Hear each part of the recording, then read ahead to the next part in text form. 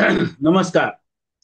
ज्ञानसुंदरी दूध प्रक्रिया प्रशिक्षण केंद्र राजगुरुनगर आणि यामध्ये यापूर्वी साधारणपणे डिसेंबर 2023 मध्ये आपल्याकडे प्रशिक्षण करून गेलेले ऋषिकेश पाटोळे यांना आपण खास त्यांचे अनुभव सांगण्यासाठी या ठिकाणी बोलावलेलं आहे. आणि त्यांचा प्रशिक्षणाचा आणि प्रशिक्षणा पश्चात किंवा प्रशिक्षणानंतरचा व्यवसाय हा कशा पद्धतीने राहिला याचा थोडासा आपण मागोवा घेणार आहोत. सर्वप्रथम मी श्री पाटोळे यांना विनंती करतो की तुम्ही तुमचा स्वतःचा परिचय करून द्यावा. त्यामध्ये तुमची व्यावसायिक स्थिती सध्या काय आहे किंवा एकंदरीत तुम्ही कोणकोणते प्रॉडक्ट तयार करता वगैरे वगैरे ही थोडीशी माहिती करून द्या. बाकीच्या सर्व प्रश्नांची उत्तरं आपण नंतर घेऊयाच. पाटोळे साहेब बोला. नमस्कार. मी ऋषिकेश तुकाराम पाटोळे, राहणार नान्नीस, तालुका दौंड, जिल्हा पुणे.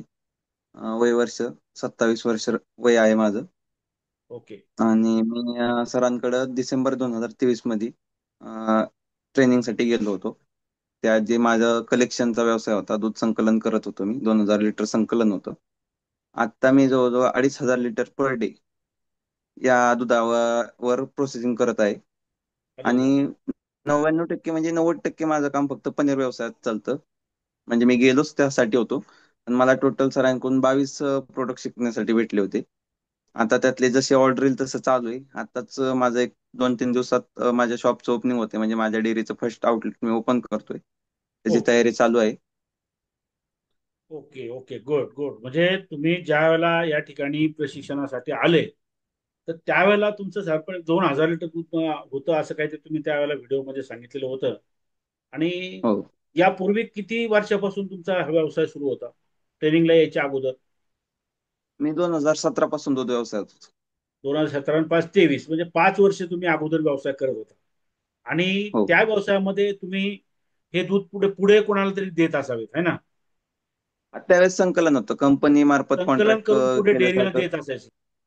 हो. आणि हो. त्यावेळेला तुम्ही ते फक्त कमिशन बेसवरती काम करत होता, बरोबर? कमिशन बेसवर चालत होतं. आता प्रशिक्षणाला 2023 मध्ये आपण आलेला होता. ऍक्च्युली त्यावेळेला प्रशिक्षणाची जी काही पद्धत होती ती ऍक्च्युली इकडे सुद्धा बरंचसं मॉडिफिकेशन झालेलं आहे. त्यावेळेला मला वाटतं हो, आईस्क्रीम पाहिलं होती ना तुमच्या. तुमच्या वेळेला? आईस्क्रीम नव्हती, चर्नर वगैरे अशा गोष्टी हा, दाखवल्या होत्या. बरोबर बरोबर. तर त्यामध्ये सुद्धा मी तुम्हाला शेवटी त्याबद्दल माहिती देईलच. परंतु त्यावेळेला ट्रेनिंगच्या संदर्भात सुद्धा आपण अतिशय की अगदी नुकतीच सुरुवात केली होती किंवा एक एक एक दीड वर्ष झालेलं होतं. ऍक्च्युली मी पुण्यामध्ये हे प्रशिक्षण वर्ग चालवत होतो. आणि त्यावेळेला त्या ठिकाणी जागेच्या उपलब्धतेमुळे जागेची उपलब्धता कमी असल्याने मी माझं जे मूळ गाव आहे राजगुरुनगर या ठिकाणी शिफ्ट झालो होतो. आणि सुरुवातीच्या काळामध्ये जे लोक प्रशिक्षणासाठी आले तर त्यांनी अतिशय ऍडजस्टमेंट केल्या की अगदी माझ्याकडे मुळातल्या ज्या काही सुखसोयी होत्या त्या सुद्धा अजिबात अवेलेबल नव्हत्या. तर आणि पदार्थ सुद्धा बऱ्यापैकी आपण त्यावेळेला कमी घेत होतो. आणि काही गोष्टी त्यावेळेला तोंडी सांगत होतो. परंतु आता जवळपास 20 प्रॉडक्ट आपण त्या ठिकाणी प्रशिक्षणाच्या माध्यमातून प्रत्यक्ष प्रॅक्टिकली त्याच्यामध्ये दही, लस्सी, ताक, श्रीखंड, चक्का, पनीर, पनीरचं जे काही वे निघतं तर त्या वे पासून सुद्धा आपण एनर्जी ड्रिंक तयार करायला शिकवतो वगैरे वगैरे. तर पाटोळे साहेब आता तुम्ही त्यावेळेला जे 2000 लिटर संकलन करत होतात आणि त्यावेळेला जे काही तुमचा इन्कम असेल आणि आत्ताच्या इन्कम मध्ये किती फरक पडला असेल, म्हणजे आम्हाला अगदी तुमचा एक्झॅक्ट आकडा नको, परंतु किती फरक पडला किंवा तुम्हाला कसं वाटतं की या उद्योगामध्ये किंवा या प्रशिक्षणामध्ये तुम्हाला ज्या काही डायरेक्शन मिळाल्या किंवा एक दिशा मिळाली तर त्याविषयी काय सांगा? एक सातत्यपूर्ण इन्कम सर चालू झाला आता ट्रेनिंग घेतल्यापासून. म्हणजे ओके. जे 5 वर्ष संकलन करत होतो त्याच्यात एक रेटचे चढ उतार झाले की मग कंपनीचे कमिशन झालं, ह्याच्यात बदल व्हायचे, खाली आपण रेटला कॉम्पिटिशन देणं. त्यात आमचं कमिशन मध्ये ऍडजस्टमेंट करावं लागत होतं. तोच एक ठराविक इन्कम असा नव्हता. म्हणजे आणि त्यावेळेला त्याच्याहून तुम्हाला सोपं सांगायचं, कमिशन, त्यावेळेला जे कमिशन मिळायचं त्याच्यामध्ये सुद्धा तुम्हाला ते भागवाभागव करावी लागायची, बरोबर? हा मेंटेनन्स जातो 50 पैसे, तर 2 रुपये तर कमिशन देतात कंपनी. बरोबर बरोबर. त्यातलं 50 पैसे मेंटेनन्स जायचं. कॉम्पिटिशन साठी जर 1 रुपया द्यावा लागला तर एक 50 पैसे धंदा करावा लागायचा. Very good. तरी आताची थोडीशी एक कंडिशन अशी, आउटलाईन सांगा, किंवा आता जवळपास तुम्ही किती मार्जिन पर्यंत किंवा किती तुमचा मंथली इन्कम जवळपास गेलेला आहे असं? खूपच सोप्या शब्दात सांगायचं झालं तर तेव्हा मी स्वतः काम करत होतो. आज माझ्याकडे 3 लेबर कामाला आहेत. त्यांचा व्हेरी गुड. मंथली माझा 60,000 रुपये पेमेंट आहे. कामगारांना 60,000 रुपये तुम्ही देताय? हो. आता काहीतरी मला भेटत असेल तेव्हा तुम्ही 60 देऊ शकतो. 100%. येस येस, खूप चांगली प्रगती केली आणि निश्चितपणे तुम्हाला त्याविषयी खूप तुमचं अभिनंदन आणि शुभेच्छा सुद्धा आहेत. आता धन्यवाद सर. साधारणपणे तुमच्या भविष्यामध्ये तुम्हाला काय नवीन पावलं, कारण एक माझी अशी सजेशन राहील, किंवा जे जे लोक माझ्याकडे प्रशिक्षणासाठी येतात, मूळतः मी सर्वांना सांगत असतो की संपर्कात राहा. आणि अजून खूप डेअरी इंडस्ट्रीमध्ये वाव आहे, खूप म्हणजे खूप आहे.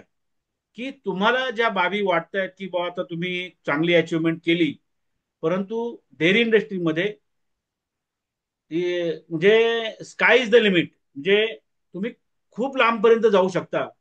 आणि आताशी तुमची सुरुवात आहे.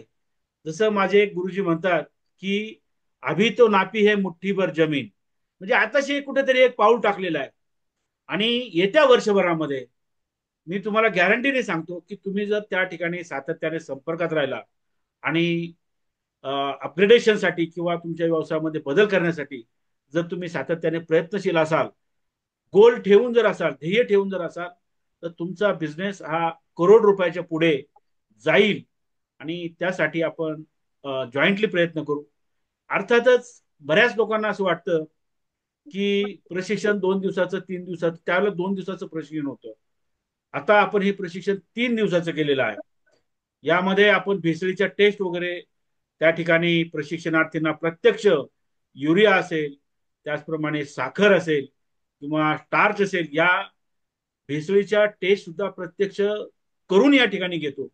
की जेणेकरून ज्या ठिकाणी प्रत्यक्ष एकदा भेसळीची टेस्ट केली की तो अगदी सहजरित्या त्या ठिकाणी घरी जाऊन सुद्धा तुमचं दूध भेसळीला त्या ठिकाणी चेक करू शकतो. अशा पद्धतीचा आपण सिस्टम राबवलेली आहे. आणि माझी अपेक्षा आहे की तुम्ही येत्या वर्षभरामध्ये असं नियोजन ठेवा की पुढे काही गोष्टी आपण राबवू शकतो. आणि आज जो तुमचा काही प्रॉफिट असेल, तर तो प्रॉफिट हा तुमचा दुपटीहून अधिक व्हावा आणि होईल, यासाठी आपण जॉईंटली प्रयत्न करूया. ठीक आहे. तर नक्की. आता या तर झाल्या जनरल गोष्टी, परंतु या झाल्या माझ्या अपेक्षा. तुम्ही काय विजन ठेवून आहात काय, याबद्दल थोडस सांगा. नाही, आता तरी माझं काम फक्त, माझा जिल्हा पुणे जिल्हा आहे, पुणे जिल्ह्यापर्यंतच राहते. ओके. मला पुणे मार्केटमध्ये जिल्ह्यामध्ये आता, सुद्धा खूप वाव आहे, त्यासाठी हो तुम्ही काही भरपूर मार्केट आहे सर. नियोजनामध्ये आहात पुणे का? जिल्ह्यातलं भरपूर, पुणे सिटीचं प्रॉपर मार्केट जर केलं तर भरपूर आहे. ते शक्य नाही एका माणसाला करणं, एवढं मोठं मार्केट आहे. बरोबर बरोबर. आता माझा आता जो पनीर चालू आहे तो सगळं लूज मध्ये, नॉन ब्रँडिंग मध्ये काम चालू आहे. मी आता एक उन्हाळ्याचा सीझन लस्सी मध्ये केला होता. पण त्यावेळेस थोडा सिस्टीमचा अभाव होता, त्यामुळे मार्केटिंग ह्या गोष्टीकडे लक्ष देऊ शकलो नाही. पण बरोबर. क्वालिटी परफेक्ट जुळत होती. ओके. लोकांपर्यंत मी पोहोचू शकलो नाही. आता नाही, पुढच्या सीझनची तयारी 2 महिने अगोदरच करल. क्या बात आहे, मस्त प्लॅनिंग प्लॅनिंग. ओके. हो. मग आणि आता ब्रँडिंग मध्ये चालू करतोय आता. Okay, good good good. याला नियोजन म्हणायचं, किंवा या असं अशा पद्धतीने जर नियोजन असेल तर 100% तुम्ही पुढे जाऊ शकता. आता मला एक सांगा, तुम्ही साधारणपणे किती किलो पनीर तुमचं तयार होतं? रोजचं सर 250, 300, 350 किलोचं ऍव्हरेज जाते माझं. अच्छा. आणि मग 350 किलोचं जर ऍव्हरेज दिले तर याला एक दीड एक हजार लिटर मध्ये हे व्हायला पाहिजे. किती होतंय साधारणपणे? नाही, आपण सर जे आता पॅकिंग मध्ये करत नाही किंवा फुल फॅट पनीर देत नाही मार्केटला. अच्छा अच्छा अच्छा. ते ओके ओके. थोड्याच ते ठिकाणी याचं जातं तुम्ही म्हणजे. फॅट ऍडजस्ट करून तुम्ही देताय बरोबर. हो, जसं मार्केटची रिक्वायरमेंट आहे त्याप्रमाणे आपलं पनीर सप्लाय होतं मार्केटमध्ये, ज्या क्वालिटीच्या पार्टीचं बाबतीत. ओके. जिथं असेल ते.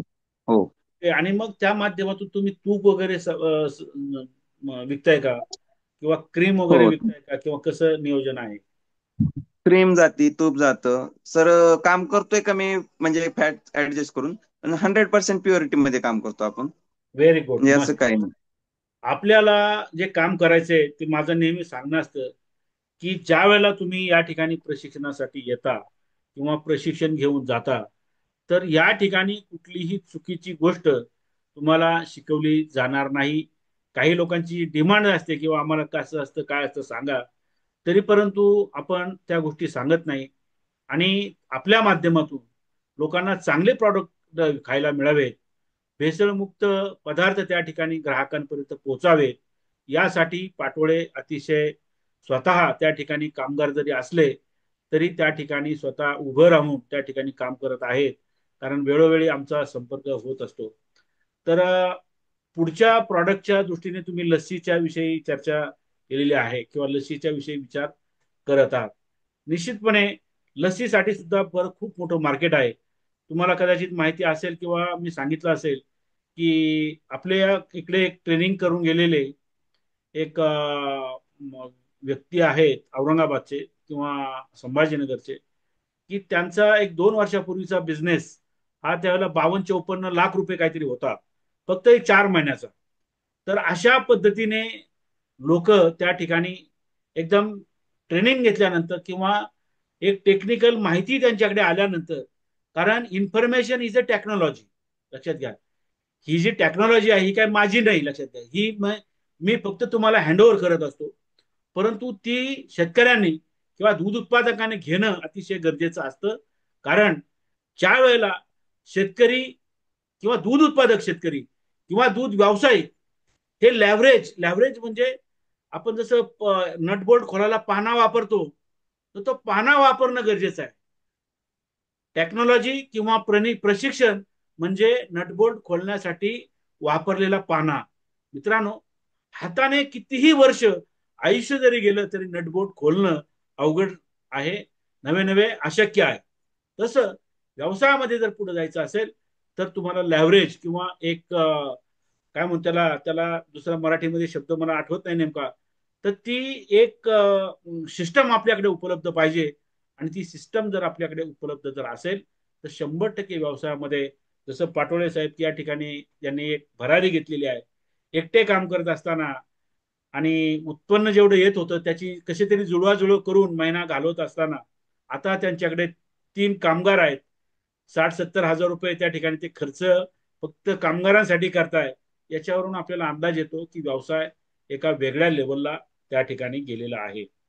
आता या माध्यमातून मी एक पुढचा अजून एक प्रश्न विचारेल की या माध्यमातून तुम्हाला जे काही आपल्याला नवीन नवीन हे आहेत काय म्हणतात त्याला संधी आहेत, तर यामध्ये तुम्ही सातत्याने नियोजनपूर्वक, जसं येणाऱ्या काळामध्ये किंवा येणाऱ्या सीझनमध्ये तुम्ही लसीचं नियोजन केलेलं आहे, तसे 1 बाय 1 एक एक प्रॉडक्ट ज्या वेळेला तुमचा सेटअप होईल किंवा त्याचं मार्केटमध्ये स्थिर होईल, क्वालिटीच्या बाबतीत असेल, रेटच्या बाबतीत असेल, तर पुढच्या प्रॉडक्टचं नियोजन करणं, त्याचं पॅकिंग कसं करायचं, त्याचप्रमाणे मार्केटमध्ये उपलब्ध असलेले प्रॉडक्ट, त्याची कॉस्ट, त्याची क्वालिटी, त्याची क्वांटिटी, या सगळ्याचा अभ्यास करून तुम्ही नक्कीच पुढे जाऊ शकता. तर पुढे पाटोळे साहेब, तुम्ही तुमच्या मार्फत बरेचसे लोक तुम्ही रेफर केलेले, मला वाटतं मागच्याच बॅचला एक जण आलेले होते, मागच्या किंवा हो, त्याच्या केलं होतं. 2 बॅच अगोदर नगरवरून कोणतरी आलेलं होतं, थर्टे. सर तर्टे म्हणून आले होते. थर्टे थर्टे बरोबर.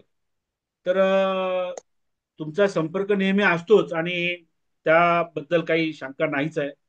परंतु जरी तुम्हाला लस्सी असेल किंवा आपण जे नंतर काही प्रॉडक्ट चालू केलेत, आईस्क्रीम आहे, कुल्फी आहे, तर हे जरी केव्हा बघायचे असतील तर ज्या वेळेला प्रशिक्षण असतं त्यावेळेला नक्कीच तुम्ही त्या ठिकाणी येऊन ते प्रॉडक्ट बघून जाऊ शकता. त्याचप्रमाणे आपण तुम्ही असताना जे वे पासून आपण जे एक एनर्जी ड्रिंक तयार करत होतो, ते त्याला करत होतो की नाही मला आठवत नाही, परंतु ओके ते होतं सर. सुद्धा त्याला चांगलं मार्केट आहे, लक्षात घ्या. तर त्या माध्यमातून जे बाकीचे मार्केटमध्ये जे काही प्रॉडक्ट येतात त्याच्यापेक्षा हे कितीतरी मी पटीने आणि खरोखर दुधामधून एक चांगली न्यूट्रिटिव्ह व्हॅल्यू असलेलं हे पेय लोकांपर्यंत जर पोहोचलं तर निश्चितपणे आपल्याला सुद्धा त्या माध्यमातून चांगले पैसे मिळतील आणि आपला व्यवसाय एका हाय लेवलला जाऊ शकतो. येणाऱ्या किंवा आज जे लोक त्या ठिकाणी शेतकरी वर्ग जो आहे, काही दूध घालतोय डेअरीला किंवा काही लोक तुमच्यासारखं कलेक्शन करतायत, तर या लोकांना तुम्ही सविस्तर थोडस कशा पद्धतीने सांगाल की कशा पद्धतीने व्यवसायामध्ये बदल होतो आणि कशा प्रकारे उत्पन्न वाढू शकतं, याविषयी तुम्ही थोडस त्यांना मार्गदर्शन करा. येस. सर म्हणजे भरपूर जे उत्पादक आहेत किंवा जे माझ्यापेक्षा वय वर्षांनी मोठे आहेत, त्यांचा अनुभव माझ्यापेक्षा मोठा आहे. पण 7 वर्षाच्या अनुभवात सांगतो, दुधात जो दरात होणारा चढ उतार आहे तो शेतकऱ्यांना सहन होत नाही, खरं सांगायचं म्हणजे. बरोबर बरोबर. म्हणजे काय होतं, ज्यावेळेस रेटचा बदल होतो त्यावेळेस गाईच्या दुधात जर विचार केला तर 8-9 रुपयाचा फरक पडतो. म्हणजे बरोबर. सीझनला आता रेट, आता मी सत्ता संकलन करतो तर मी 35 रुपये रेट देतो आहे शेतकऱ्याला. आणि तेच रेट काही वेळेस 26 रुपयावर पण येतात. म्हणजे हा जवळजवळ आता माझ्या हिशोबाने केला तर 9 रुपयाची तफावत जी आहे, तो शेतकऱ्यांचा मूळ जो इन्कम सोर्स असतो किंवा जो प्रॉफिट असतो धंद्यातला, तो बरोबर. पॉइंट 4 महिने गायब होतो, 4 महिने राहतो. बरोबर. म्हणजे जर डेअरीला दूध घातलं तर तुम्ही 4 महिने धंदा जो करता तो न नफा न तोटा या तत्वावर चालतो. तुमच्याकडे राहिले 8 महिने, तर 8 महिन्यात शेतकऱ्याच्या, मी स्वतः एक शेतकरी आहे. 8 महिन्यात शेतकऱ्यात जर म्हणजे दूध धंदा एवढा रिस्की आहे की 8 महिन्यात काय त्याचा जर दगाफटका झाला तो पूर्ण हम्म. 1 वर्षाचा समतोल बिघडू शकतो. अगदी बरोबर, अगदी बरोबर. त्यामुळं जर एक फिक्स काहीतरी तुम्हाला त्या धंद्यातनच इन्कम करायचं असेल तर प्रोडक्शन कडे वळलं पाहिजे. डेअरीवाले पैसे कमावतात, का कमवतात हे शिकलं पाहिजे. पैसे एक्झॅक्टली. 100% भेटतात, बरोबर. मी पण का भेटतात? मी दूध उत्पादकांना आणि व्यावसायिकांना हे नेहमी सांगत असतो की मागच्या याच्यामध्ये मी एक व्हिडिओ केला होता की शेतकऱ्यांची मुख्य जी अडचण आहे ती अडचण ही आहे की त्या ठिकाणी शेतकऱ्याला दूध व्यवसाय परवडत नाही, परंतु त्या ठिकाणी पिढ्यानपिढ्या काम करून एवढा प्रदीर्घ त्या ठिकाणी अनुभव असून आपण का पाठीमाग आहे. तर त्याचं कारण आहे की आपण काळाची पावलं ओळखून आपण व्यवसायामध्ये टेक्नॉलॉजीचा अवलंब केला नाही आणि जी लोक काल व्यवसायामध्ये आली की त्या लोकांना गाय काय खाते आणि बसून दूध देते की उभं राहून देते हेही माहिती नाही, अशा लोकांना त्या ठिकाणी ती लोक व्यवसायामध्ये किंवा व्यवसायामध्ये म्हणण्यापेक्षा आर्थिक त्यांची जी काही प्रगती आहे ती खूप वेगळ्या लेवलला गेलेली आहे किंवा त्यांनी प्रचंड पैसा कमावलेला आहे. शेतकरी जो 12ही महिने कष्ट करतो आणि त्या जनावराचं, मुक्या जनावराचं की संगोपन करतो, त्याला त्या ठिकाणी त्याचा उत्पादन खर्च सुद्धा मिळत नाही, परंतु याला जबाबदार जर कोण असेल तर हा दूध उत्पादक शेतकरी आहे. आणि खास करून आजचा तरुण वर्ग आहे की त्यांच्यामध्ये ती धमक नाही, ती विचार करण्याची दूरदृष्टी नाही, की त्यांना हे कळत नाही की आपल्याला टेक्नॉलॉजीचा जर वापर केला, नवीन जर टेक्नॉलॉजी आपण आत्मसात केली तर आपण सुद्धा हा व्यवसाय वेगळ्या लेवलला, वेगळ्या नफ्याकडे घेऊन जाऊ शकतो.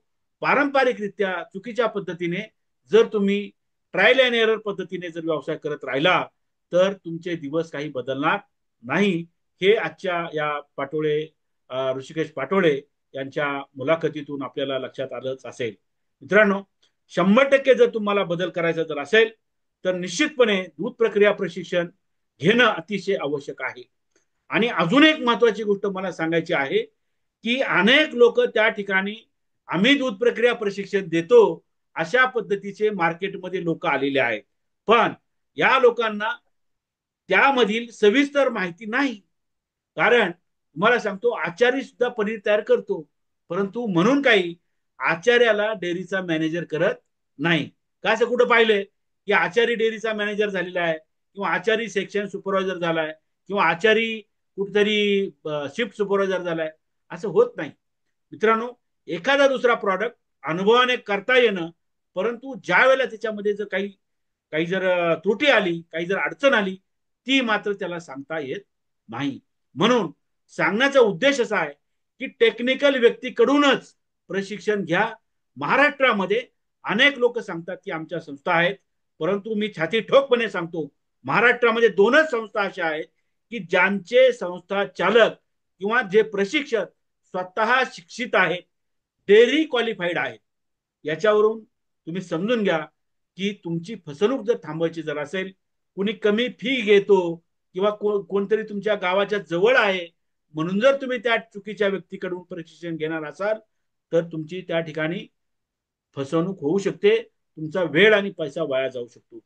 दुसरी एक गोष्ट तुमच्या लक्षात आणून देईल की काही लोक मशीन मॅन्युफॅक्चररला बँडिंग झालेली आहेत किंवा त्याला काय टायप झालेली आहे. जे लोक मशीन तयार करतात त्यांच्याशी अशी अर्धवट माहिती असलेली लोक टायप झालेली आहेत. मग ते काय करतात, तर ते कमी पैसे घेतात आणि मशीन जी 60,000ची आहे त्याला सांगतात तू 75ला विक, मी विकून देतो. आणि त्या ठिकाणी त्या जो व्यावसायिक आहे त्याचं त्या ठिकाणी दुसऱ्या पद्धतीने नुकसान करण्यात येतं आणि त्या ठिकाणी नुकसान झाल्यामुळं कुठून तरी त्याला खिशाला चिमटा बसतो, पोटाला चिमटा बसतो. आणि या सर्व गोष्टीतून तुम्हाला बाहेर यायचं जर असेल किंवा या सर्व प्रश्न तुमच्या समोर उभे राहावे असं वाटत नसेल, तर त्या ठिकाणी तुम्ही योग्य ठिकाणी प्रशिक्षण योग्य व्यक्तीकडून घेणं अतिशय गरजेचं आहे. ऋषिकेश पाटोळे साहेब, तुम्ही या ठिकाणी आलात आणि जवळपास अर्धा तास तुम्ही या ठिकाणी दिलेला आहे. तुमची वेळेची व्यस्तता निश्चितपणे व्यवसायाच्या रूपाने असते. तुमच्या कुटुंबाला, तुमच्या व्यवसायाला निश्चितपणे भरभरून शुभेच्छा देऊन आजचं सेशन या ठिकाणी संपूया. धन्यवाद. धन्यवाद सर. थँक्यू.